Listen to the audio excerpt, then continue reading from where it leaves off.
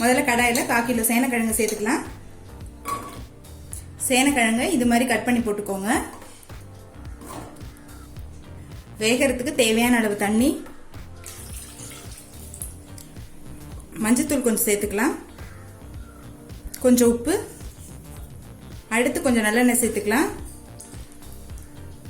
எண்ணெய் சேர்க்கறதுனால கிழங்கு ஒன்னோட ஒன்று ஒட்டாமல் இருக்கும், அதுக்காக தான் சேர்க்குறோம். இப்போ கிழங்கு நல்லா வேகிற வரைக்கும் வெயிட் பண்ணாங்க.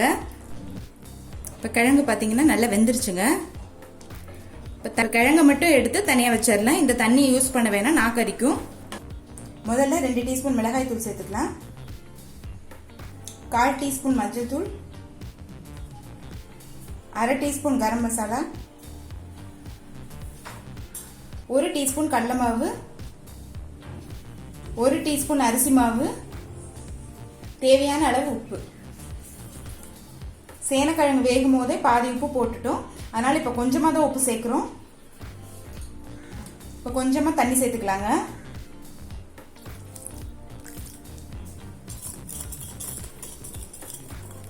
இப்போ எல்லாத்தையும் நல்லா மிக்ஸ் பண்ணியாச்சுங்க. வேக வச்ச சேனக்கிழங்கு இதில் சேர்த்துக்கலாங்க.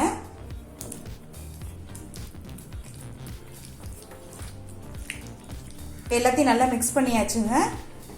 இப்போ தோசைக்கல்ல தேவையான அளவு எண்ணெய். நான் சேனக்கிழங்கு ஃப்ரையை தோசைக்கல்லே பண்ண போகிறேன், நீங்கள் விருப்பப்பட்டீங்கன்னா கடாயிலே பண்ணிக்கலாம். இப்போ பெசரி வச்சிருக்க சேனக்கிழங்கு இதில் சேர்த்துக்கலாங்க.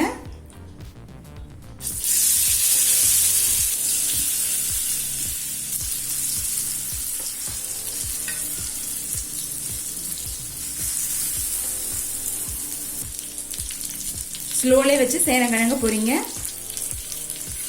தோசைக்கல்ல பண்ணீங்கன்னா சேனக்கிழங்கு நல்லா கிறிஸ்பியா இருக்கும்.